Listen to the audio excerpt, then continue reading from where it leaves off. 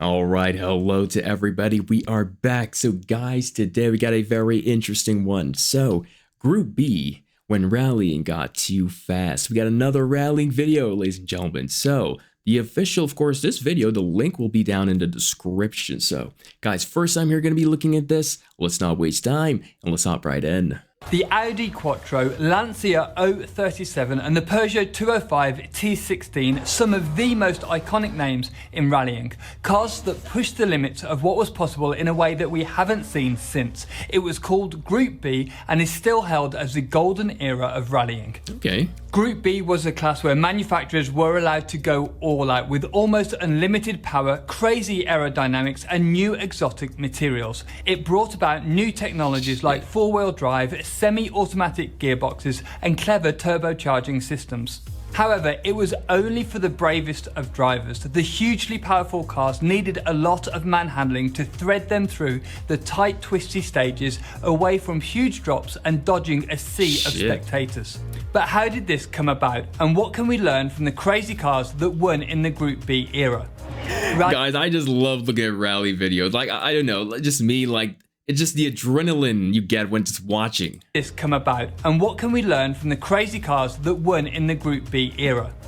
Rallying went wild in the 80s. The FIA wanted to attract more manufacturers and so created a class that would give the designers pretty much free rein. No power limits, no regulations on boost, and whatever exotic materials you liked. Rally cars over the years have been largely based on road cars, with rules tightening and loosening on how close the relationship has to be between the stock car and the ones that actually race the stage. For example, in the Group A class, the manufacturers have to produce 5,000 road-going versions of the car before it is allowed to compete. 5,000? In Group B, to lower the costs and interest manufacturers, they ruled that only 200 cars needed to be produced. Group B also allowed almost endless modifications to be made, meaning the rally cars were nothing like the road cars at all.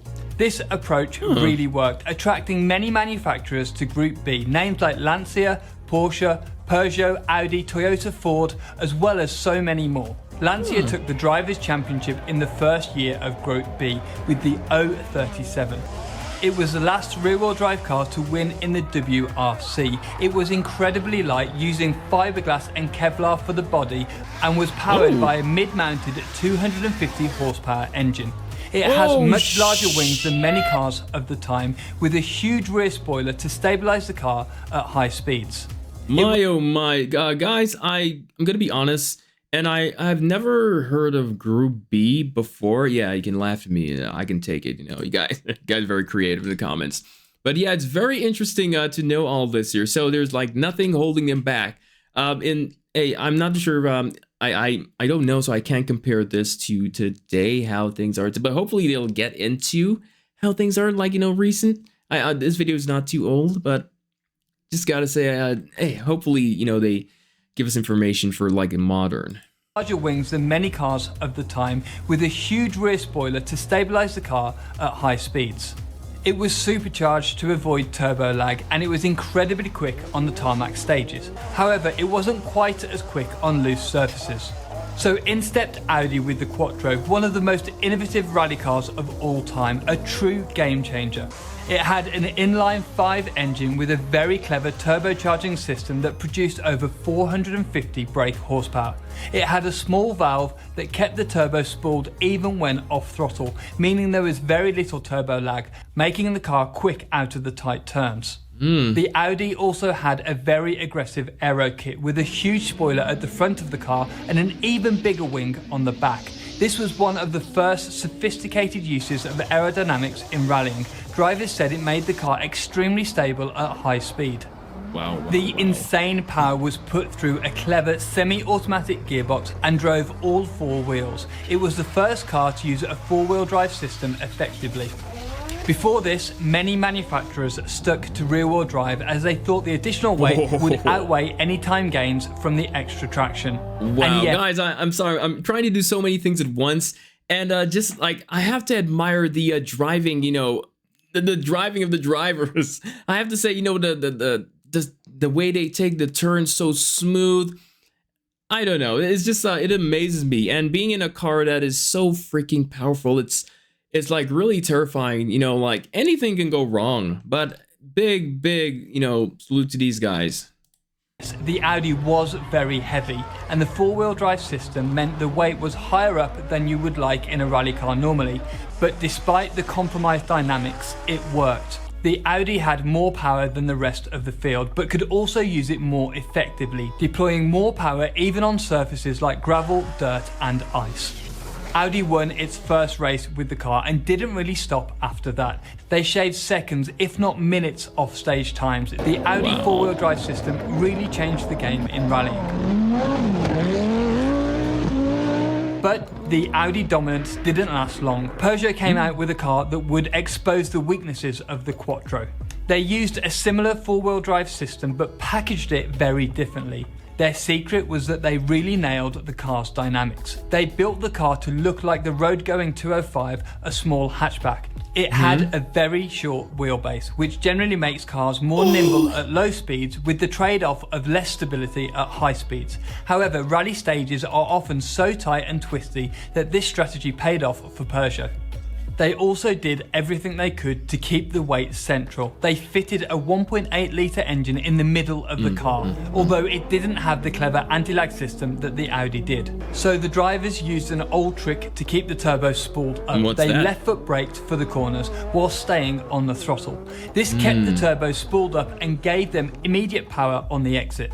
But what was really unusual about the 205 was the orientation they mounted the engine in. Normally, race cars have longitudinal mounted engines with the crank parallel with the direction of the car. However, Peugeot fitted it in a transverse orientation, and instead of mounting the gearbox below the engine like in the Audi, Peugeot mounted it to the side.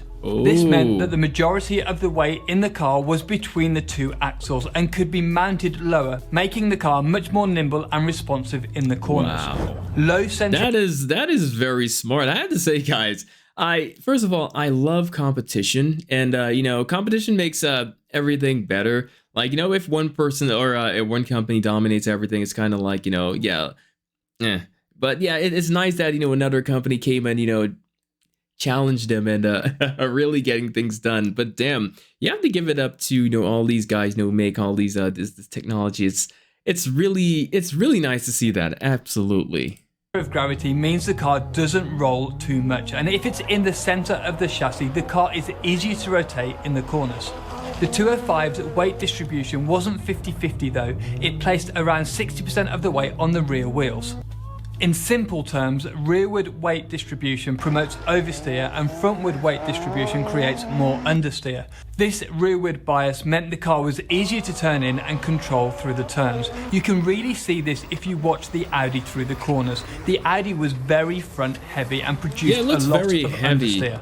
The drivers are trying to neutralize this with the throttle, but they have to correct the car several times through the corner. The Quattro understeers, then oversteers, then understeers again through a turn. The drivers really have to wrestle it through the corner. The Quattro was by no means an easy car to drive. Now look at the Peugeot. There is one smooth input on the steering and the car looks much more balanced and easy to drive. There is no wonder it was quicker. It's incredible to watch as these drivers control the car when at crazy speeds on tight and twisty rally stages. Also not forgetting they are threading the car through a sea of spectators on the stage. But why are the fans allowed to be so close to the cars? The stages are public roads, meaning anyone could go and spectate. However, it meant that many got extremely close to the cars. Very. Back then, people did get hit, but it was considered to be part of the challenge for the drivers. They often kept it pinned and had to hope that the fans would get out the way in time. This guy even had to jump over a passing car. Many manufacturers understood that Peugeot's approach was the way to go. Now, guys, I have to admit, I'm pretty sure there's some guys that are there that just enjoy the adrenaline so much. Now, I don't want to put another thing it's not a thing I saw recently, but just watching this and seeing the guys like run away, it reminded me of guys, remember that thing called the bull run, where they let bulls out and you know, they just charge after people and people are running, and there are a bunch of guys that love this. I feel like, you know, this same kind of aspect of mentality, it's going on in some of the individuals in the crowd. I'm pretty sure this is going on. But again, if I, you know, were to ever, you know, attend something like this, I I'm not gonna lie, I would be close. I don't know. I just would like to be close. Many manufacturers understood that Peugeot's approach was the way to go, all producing smaller, short wheelbase cars with all the weight in the middle. MG created the Metro with a distinctive boxy shape and a huge front wing, and the Renault 5 took a similar approach too. However, it was Lancia that did it the best. They finally scrapped rear-wheel drive after being uncompetitive all year, so they created the Lancia Delta S4, a short wheelbase four-wheel drive monster. Firstly, they developed an engine with a genius twin charging system. They fitted a supercharger to avoid the lag of a turbo, a bit like the Lancia 037. However, this created less power at high revs. As a supercharger is directly driven by the engine, it can provide boost at low revs, but saps more and more power as the revs climb. So what Lancia did was fit an additional turbocharger that would provide boost at high revs. So low-end boost was provided by the supercharger before cutting out and letting the turbo take over at higher revs.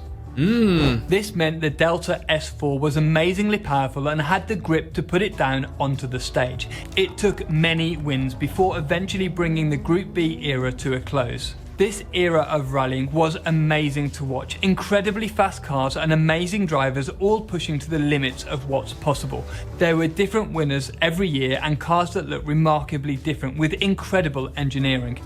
However, you can't ignore the fact that it was extremely dangerous. The cars were too powerful, difficult to drive, and not enough emphasis was put on the safety of drivers and spectators. Wow. The biggest issue was the minimum weight rule. Cars could weigh as little as 890 kilograms. So to be competitive, manufacturers would do anything they could to get this limit down. Wow, guys, again, that's why I said, and I've never heard about Group B. And yeah, I'm pretty sure if this, of course, I didn't do any research, guys. It just hopped right in. Then again, I believe it was still, around. Maybe it is. I don't know, but I think I would have heard about it by now. But it looks so cool watching, this era of rallying. It's just something special about it. Of course, the video quality is one of them. I don't know. I just got a thing for, the older, the classic look of everything. And it's just amazing to see, how far we've come. But then again, let's let him finish speaking. To be competitive, manufacturers would do anything they could to get this limit down. This created a breed of cars that were very fragile and not up to the job of protecting drivers in a crash. Many of the drivers explained that if this weight limit was higher, more strengthening could have been added to better protect the drivers in a crash. Several huge crashes happened. In Portugal, Santos crested a rise in his Ford RS200. He lost control and went off the course, horrifically injuring 31 spectators and killing 3. All the teams immediately pulled out of the rally and it left Group B hanging on by a thread. A few months later, the final blow came. Lancia's Henri Toivonen was the championship favourite when he lost control late in a fast turn. He was winning by a huge margin when he and his co-driver Sergio Cresto came flying off the road, heading down a steep hill. The impact ruptured the fuel tank, spilling fuel over the red-hot turbocharger, sending the car up in flames. After the incident, it was barely recognisable as a car and both Henry and Sergio were killed in the crash. This led to many manufacturers pulling out and the FIA ended the Group B class the following year. You should watch this video where I explain what it takes to modify a rally car to set the outright record at Pikes Peak, or this other video that I think you'll love. Thanks very much for watching and I'll see you in the next one. Of course.